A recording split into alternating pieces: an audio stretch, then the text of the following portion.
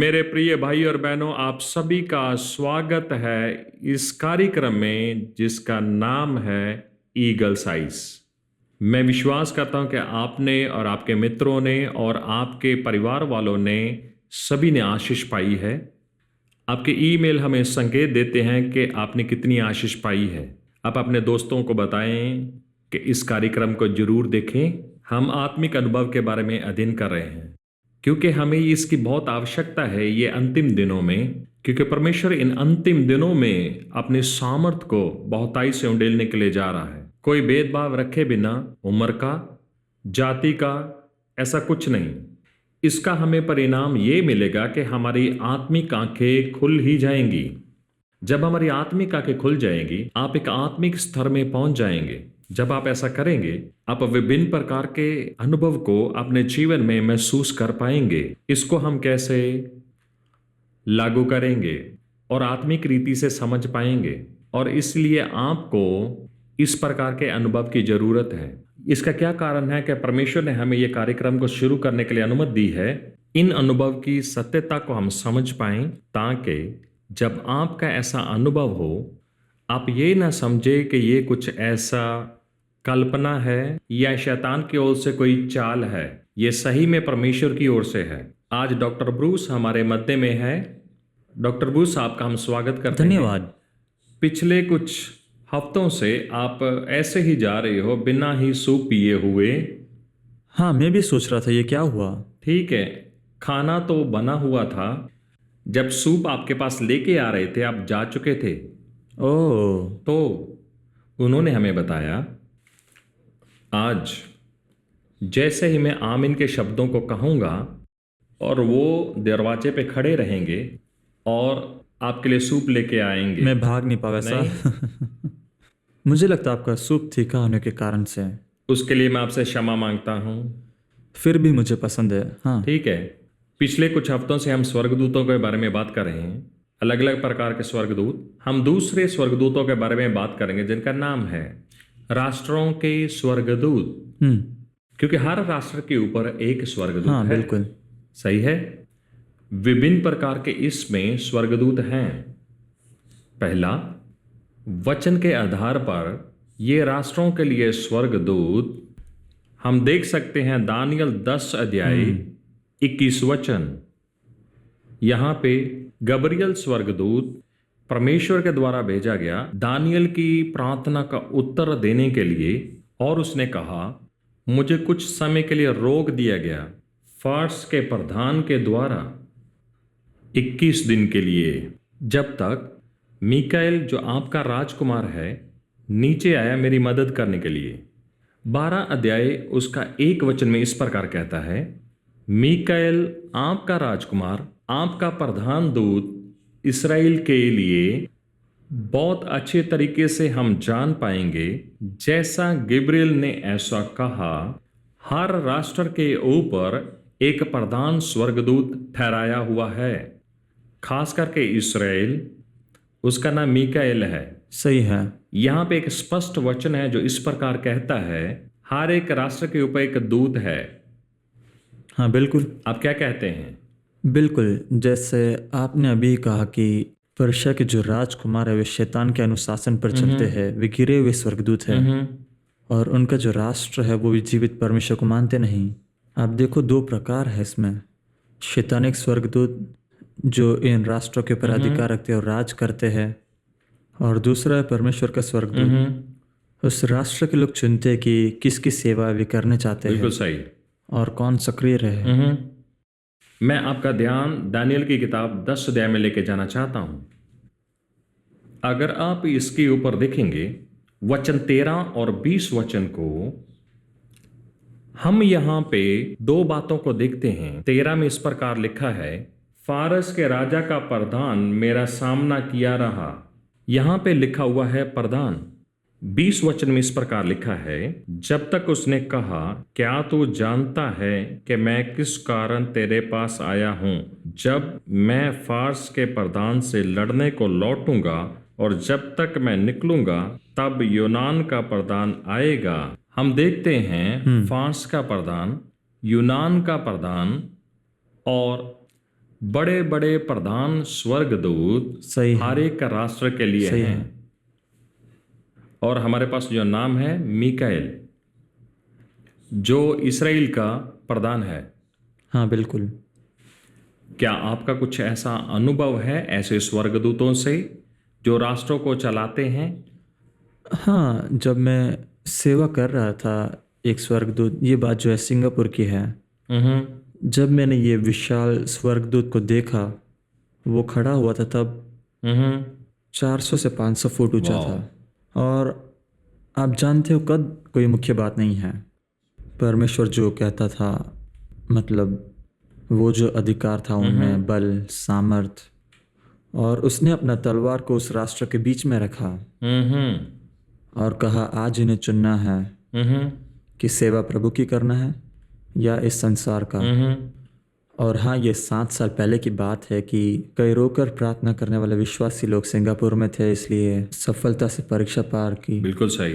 पर उस स्वर्गदूत के आदेश पर कई सारे स्वर्गदूत लोग थे। जब अपना तलवार को उसने रखा और जैसे आदेश दिया, वहाँ पर हजारों स्वर्गदूत थे पूरे राष्ट्र के इर्द गिर्द। सबके हाथ में तलवार था और बाहर की ओर देख रहे थे, ओ उस देश को बचाने के लिए। बिल्कुल सही। हाँ, आप जानते हो, अगर आप फिर से वचन को देखेंगे तो 13 वचन में इस प्रकार लिखा है, फारस के राजा का प्रधान 21 दिन तक मेरा सामना किया रहा, परंतु मिकाएल जो मुख्य प्रधानों में से है मेरी सहायता के लिए आया, इसलिए मैं फारस के राजा के पास रहा। ये हमें इस प्रकार बताता है एक मुख्य बात, जो कार्य और अधिकार जो इन राष्ट्रों के स्वर्गदूत को दिए गए हैं, सही है। वे लोग मिले हुए हैं इन सरकारों के साथ, हाँ, प्रधानमंत्रियों के साथ, राष्ट्रपतियों के साथ सही है। और राजाओं के साथ। सही वो है। वहाँ पे हैं परमेश्वर की ओर से के प्रभाव डालें और परमेश्वर के वचन उन तक लेके जाएं कि उनके ऊपर प्रभाव डालें, जिससे वो परमेश्वर की इच्छा को पूरा कर सकें। हाँ, और दिलचस्प बात तो ये है, जब आपने ये पढ़ा, फारस का प्रधान मीकाएल स्वर्ग राज्य का प्रधान है, परमेश्वर का राज्य का। फिर से आप देखो, यहाँ पर एक फर्क है, मनुष्य का राज्य और परमेश्वर का राज्य। और आप देखो, राष्ट्र को कोई एक के नीचे हमेशा रहना ही है। एक तो आपको भेड़ के नीचे रहना है या बकरी के नीचे रहना है। इससे अगर हम ध्यान से देखें तो एक बड़ी समझौता देख सकते हैं। पहली बार मैंने देखा राष्ट्रों के स्वर्गदूत को साउथ अफ्रीका में, मेरे ख्याल से जनवरी के पहले हफ्ते 1995 में, जब मैं पहली बार उस देश में गया। उसी दौरान मैं एक बहुत ही आलीशान और महल जैसे मकान में रहा था। मैंने एक बहुत ही सामर्थ बड़ी उपस्थिति को अपने पीछे महसूस किया। जब मैंने मुड़कर देखा, मैं एकदम से आश्चर्यचकित हो गया एक बहुत बड़े विशाल स्वर्गदूत को देखकर। वो कुछ मेरे ख्याल से 15 से 20 फुट ऊंचा था, विशाल और सामर्थी। वो वाइट गाउन पहना हुआ था, बेल्ट उसके कमर में बंधी हुई थी और उसके ऊपर साउथ अफ्रीका लिखा हुआ था। एक लंबी छड़ी सी उसके हाथ में थी और मुझसे कहने लगा उन घटनाओं के बारे में जो हो चुकी थी साउथ अफ्रीका में कुछ महीने ही पहले, जो पहला मुख्य इलेक्शन वहां पे हुआ था। उस घटना के बाद उसने सारी घटना का हाल मुझे अच्छी तरह बताया, वो भी स्वर्गदूतों के नजरिए से, जो कि कहा गया था उधर के पास्टरों और उधर के लोगों के द्वारा। उन्होंने संसारिक दृष्टि से मुझे कहा था। इसके बाद स्वर्गदूत ने कुछ शब्दों को कहा उस राष्ट्र के बारे में। उस घटना के बाद जो भी राष्ट्र में मैं जाता था, मेरी मुलाकात होती थी राष्ट्रों के स्वर्गदूतों के साथ, जो मुझे वचनों को देते उन राष्ट्रों के लिए।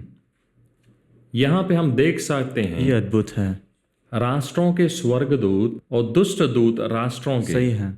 क्योंकि हम इसको पढ़ते हैं दानियेल की किताब 10 अध्याय 13 और 20 वचन में, प्रधान जो फारस का था और यूनान का प्रधान, तो हमारे पास प्रधान स्वर्गदूत मीकाएल, परमेश्वर का स्वर्गदूत, और दुष्ट दूत राष्ट्रों के ऊपर। जब एक देश अपने आप को मूर्ति पूजा के लिए देता है, जादू टोना, दुष्टों की सेवा, ये दुष्ट दूत जो हैं वहां पे होते हैं उनको प्रभावित करने के लिए कि वो शैतान के पास जाएं। दिलचस्प बात तो यह है कि जब मिखाइल आया, फारस के प्रधान को सहायता चाहिए था, सही है। इसलिए यूनान के प्रधान को बुलाया। मुझे ये पसंद आया। अभी ये बहुत ही रोमांचक है क्योंकि यूनान एक छोटा सा एक टापू है मध्य पूर्व में, यूरोप से बहुत ही दूर, और फारस काफी उससे दूर है। सही है। तो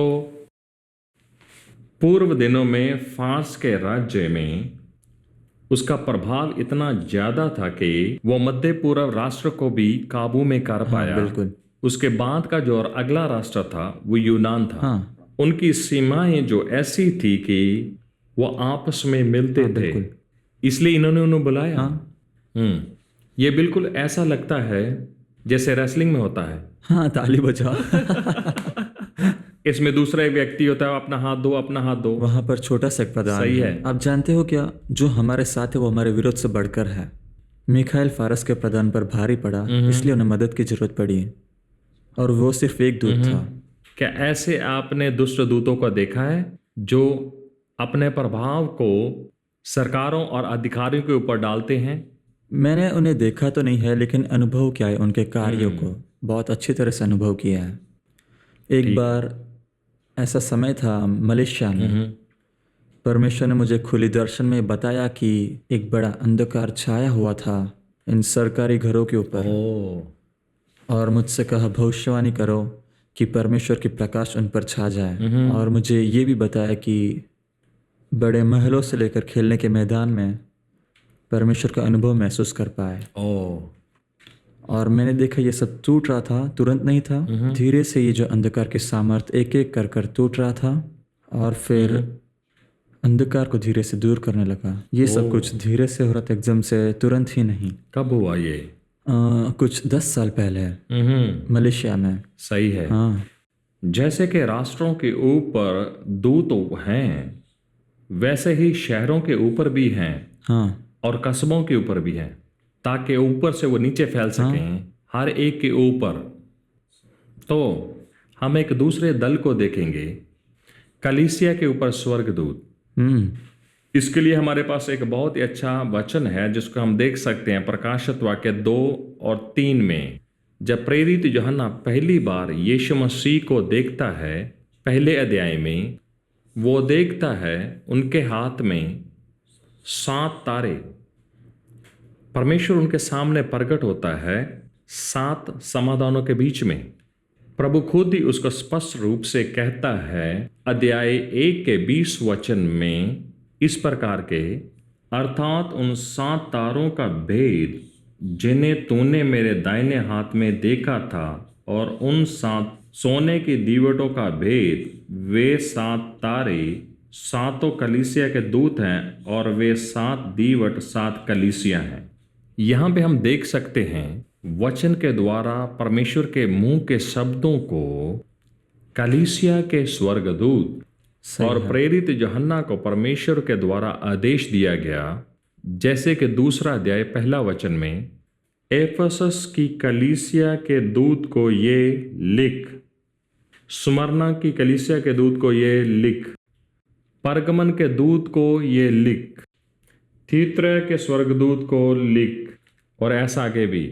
तो हर शहर में जहां पे कलीसिया है, कलीसिया के ऊपर स्वर्गदूत है। सही है। आपके बहुताई के अनुभव में कलीसिया के ऊपर स्वर्गदूत को देखा है? पिछले कुछ सालों में मैं कई जगहों में गया हूँ, कई कलीसियाओं में सेवा करने गया हूँ, और ज़्यादातर जब भी मैं किसी कलीसिया में जाता हूँ सेवा के लिए, मैं देखता हूँ स्वर्गदूत उधर खड़ा होता है उस कलीसिया का, और वो मेरे स्वागत करता है, और उनका स्वागत भी बहुत अच्छा होता है। वे कहते हैं परमेश्वर के दास, आपका स्वागत है। आपको ज़्यादा बात करने की ज़रूरत नहीं है, क्योंकि जब आप स्वर्गदूत को देखते हो उस कलीसिया का, तो ऐसा लगता है युद्ध के लिए तैयार हो, और एकदम सक्रिय है, और उसके द्वारा एक बड़ा आनंद बाहर आते हुए आप देख सकते हो। इसका मतलब यह है कि कलीसिया प्रभु की इच्छा को पूरी कर रही है। ठीक है। और ऐसे कई कलीसिया के स्वर्गदूतों को देखा, वे बस अपने अंगूठों के साथ खेल रहे थे। और ये देखकर हमें समझ पड़ता है कि ये कलीसिया ऐसा कुछ नहीं कर रहा जिसके लिए वे बुलाए गए हैं। और कुछ कलीसिया में मैंने एकाबोध देखा है, परमेश्वर की आत्मा वहाँ से चले जाता है और ये स्वर्गदूत पीछे हट जाते हैं। ओ, इसलिए जो कुछ भी है ये सब मेरे लिए एक सूचना के प्रकार है।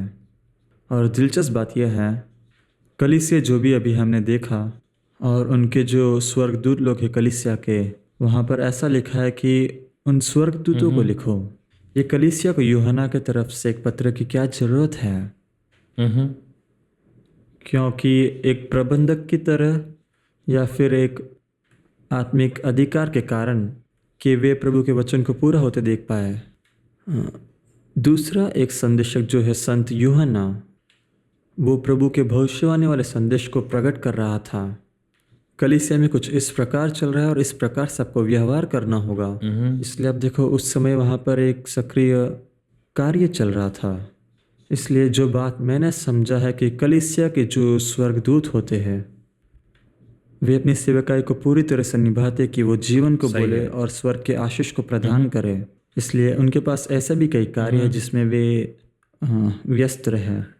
ये जो आपने अभी कहा है वो मुझे अनुभव की याद दिलाता है जब 2011 में परमेश्वर ने मुझे बुलाया कि दुबई में भविष्यवाणी की सभा की जाए। और मैंने 2 अपने मित्रों को इस कॉन्फ्रेंस के लिए वहाँ पे बुलाया और हमने 3 दिन की सभा के लिए वहाँ पे आयोजन किया। और ये गुड फ्राइडे और ईस्टर का हफ्ता था। और ये ऐसा समय होता है जब हर एक कलीसिया में कोई ना कोई प्रोग्राम होता है। और हमने एक बड़ा हॉल को भाड़े पे लिया जिसमें 500 लोग बैठ सकें। और हमने टीवी के लोगों को बुला लिया ताकि ये लाइव प्रोग्राम होने वाला था। और पहले दिन की सभा में मैं बहुत ही अचंभित हो गया। मेरे ख्याल से वहाँ पे 20 से 50 लोग ही थे उस बड़े ऑडिटोरियम में। और उस 50 लोगों में से ज़्यादातर बाहर से थे, जो मध्य पूर्व के बाहर से आए थे। और वो प्रार्थना करने के लिए आए थे क्योंकि उनके पास बोझ था इन राष्ट्रों के लिए। अद्भुत। और मैं बहुत ही अचंभित हो गया और अंदर से मैं बहुत ही दुखी था। जो हमारी मेहनत थी वो व्यर्थ गई। मैं वो बड़ी जो कीमत थी उसको गिन रहा था। और आराधना के दौरान मैं बहुत ही दुखी होकर बैठा हुआ था। मैंने कहा ठीक है, मैं अपनी आंखें छोटी झुंड में नहीं लगाऊंगा। मैं वही शब्दों को देना चाहूँगा जो परमेश्वर देना चाहता है। और मैं मंच के ऊपर गया और संदेश देना शुरू किया। और मैंने सभी को कहा खड़े होने के लिए, प्रार्थना के लिए। जैसे मैंने अपनी आंखों को बंद किया और मैंने देखा 22 स्वर्गदूत, बड़े विशाल स्वर्गदूत ऑडिटोरियम के चारों ओर खड़े हुए थे। परमेश्वर ने मुझसे कहा ये स्वर्गदूत मध्य पूर्व के 22 बड़े बड़े शहरों से वो यहाँ पे आए हैं ये सुनने के लिए परमेश्वर इन शहरों से क्या बोलना चाहता है। वो ये वचनों को लेकर जाएंगे विभिन्न कलीसियों में, ये शहरों में, और उनको देंगे। तो आप जो बोल रहे हो परमेश्वर से पाए हुए प्रकाशन को, वो उन लोगों के लिए नहीं है बल्कि ये स्वर्गदूतों के लिए है कि वो सुने। ये अद्भुत है। जब मैंने ऐसे सुना और मैंने शांति पाई और मैंने आगे से वो भीड़ की चिंता नहीं की वो पूरे 3 दिनों में, पर वो मुझे साबित किया यूहन्ना का वो अनुभव प्रकाशित वाक्य 2 और 3 अध्याय।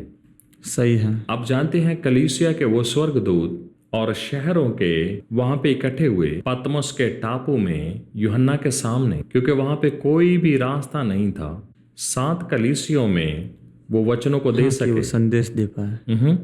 और कोई लैपटॉप नहीं था ईमेल भेजने के लिए, और ना ही मोबाइल थे कि वो मैसेज को भेज सके। सही है। यहाँ तक कि वॉइस मैसेज वो व्हाट्सएप में नहीं भेज सकता था। वो बिल्कुल अकेला था। परमेश्वर ने वहां दूतों को भेजा। परमेश्वर ने कहा इन स्वर्गदूतों को देख और लिख, और उसने लिखा, और उसने एक लेख बनाकर हर एक स्वर्गदूत को दे दिया, और वो ये संदेश को लेकर गए उस कलीसिया में जो उन शहरों में था, और हर एक कलीसिया को ये वचन दिया उस कलीसिया के लिए। ये बहुत ही सामर्थ्य, ये उस सदी के बारे में जिसमें हम रहते हैं, क्योंकि वहाँ पर लिखे कलीसिया जो स्वर्ग में है और पृथ्वी पर है, और स्वर्ग की सेना और परमेश्वर की सेना जो हम उसके लोग हैं, हम सब मिलकर एक साथ कार्य करेंगे उस नए सदी में। बिल्कुल इसलिए सही। ये सामर्थ्य है। और मैंने इस पर ज़्यादा ध्यान नहीं दिया। जब मैं इधर बैठकर पढ़ा, मैंने पहले ध्यान नहीं दिया कि स्वर्गदूत को लिख, लेकिन एक मिनट, क्यों स्वर्गदूत को? और आपने इसे बहुत अच्छी तरह से ध्यान दिया, जैसे कि मुझे नया प्रकाशन मिला, ये सामर्थ्य है। आप जानते हैं पहली बार जो मैं कलीसिया के स्वर्गदूत को मैं मिला, वो साल था 1993 या 94। ये सिंगापुर में हुआ। मुझे निमंत्रण मिला कि मैं एंग्लिकन चर्चन में प्रचार कर सकूं। तो रविवार की सभा से कुछ दिन पहले, लगता है वो बुधवार की बात है, मैं घुटनों में प्रार्थना कर रहा था, प्रभु आप इस कलीसिया के लिए क्या संदेश देना चाहते हो।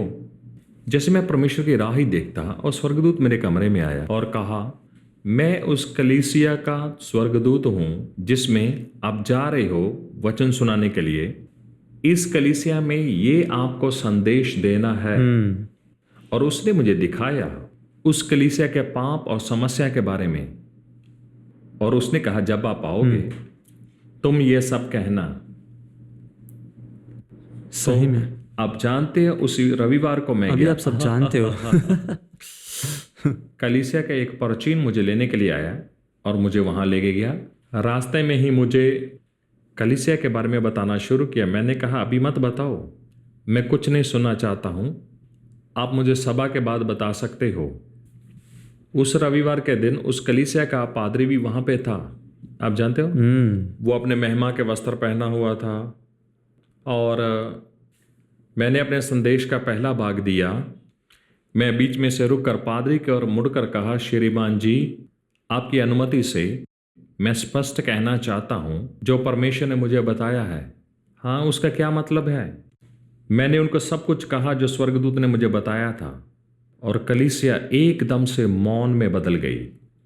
कोई भी हिलजुल नहीं, कोई भी शब्द नहीं वहां पे।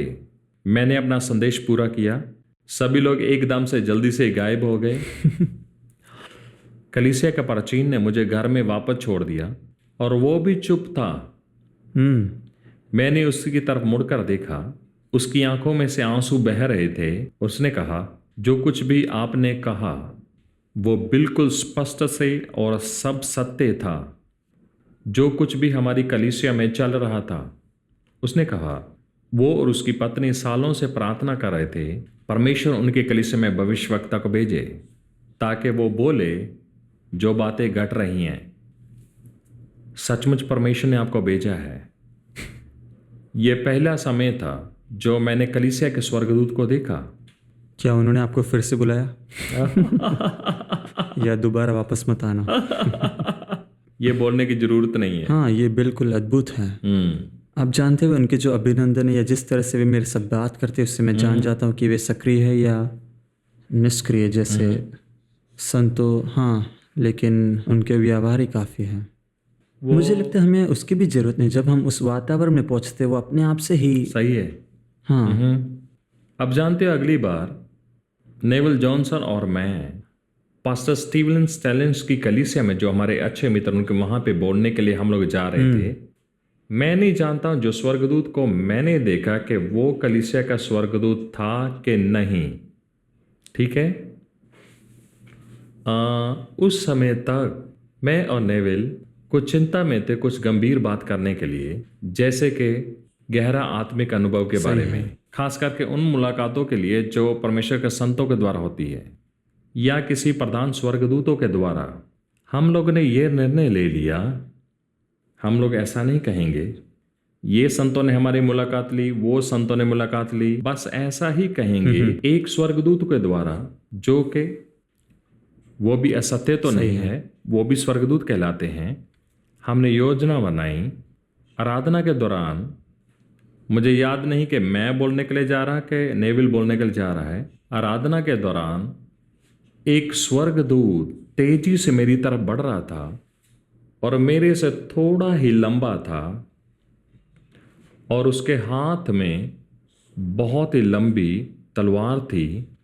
उसने वो तलवार को लेकर जमीन पे मारा, सीने के बिल्कुल पास ऐसे पकड़ा हुआ था, अपने सर को झुकाए हुए था। पूरे आदर और सम्मान के साथ उसने मुझे नमस्कार किया जैसे स्वर्गदूत आपको नमस्कार करते हैं, और उसने मुझे वचनों को दिया। परमेश्वर चाहता है कि आप जानो कि आप आगे से कोई भी आत्मिक अनुभव को डाक कर ना रखें। उनको ऐसा ही बोलना जैसे परमेश्वर ने आपको दिया है, क्योंकि समय आ चुका है यीशु मसीह की देह को आत्मिक स्तर में ऊपर बढ़ाने के लिए। जैसे स्वर्गदूत गया, मैंने बुलाया नेविल को, मैंने कहा देखो, स्वर्गदूत ने मेरी मुलाकात की और ऐसा कहा, उसने कहा आपको भी। उनके साथ भी ऐसा हुआ? हाँ, वही अनुभव, ये सामर्थ्य है। तो मेरे प्रिय भाई, क्यों नहीं, ये विषय का अंत करने का समय आ गया है। कलीसिया के स्वर्गदूत इतना जल्दी खत्म हो रहा है? जैसे मैंने पिछले हफ्ते आपको कहा, समय झुकता जा रहा है। हाँ, छोटा हो रहा है। तो आप इंडिया में मुझे मिलने के लिए अक्सर आना, या आप इंडिया में रहो। हाँ, मैं भी ऐसा ही कुछ सोच रहा हूँ। पत्नी को पूछना पड़ेगा। मुझे लगता वो इसके लिए वो सहमत होंगे। हाँ। अगर नहीं तो हम अपने श्रोताओं को कहें कि उनके लिए प्रार्थना करें। अभी हम मुश्किल में, सही में। तो अगले हफ्ते हम मिलने तक मुझे उम्मीद है कि आपने आनंद लिया होगा इस अध्ययन के ऊपर, कलीसिया के स्वर्गदूतों के ऊपर। और राष्ट्रों के स्वर्गदूत हमें जरूर लिखें आपके अनुभव, आपकी टिप्पणियां, आपके विचारों को उस ईमेल आईडी पर जो स्क्रीन पे आप देख रहे हो। अगले हफ्ते मिलने तक परमेश्वर आपको आशीष दे। If you are blessed by this program, please send your testimonies and feedbacks to Angel TV, Villivakkam, Chennai 600049, Tamil Nadu, India. Our email ID is programs.hindi@angeltv.org. अगर आप इस कार्यक्रम से आशीषित हैं, तो अपनी गवाही और विचार हमें इस पते पर भेजिए। Angel TV, Villivakkam, Chennai 600049, Tamil Nadu, Bharat. हमारा ईमेल आईडी है programs.hindi@angeltv.org।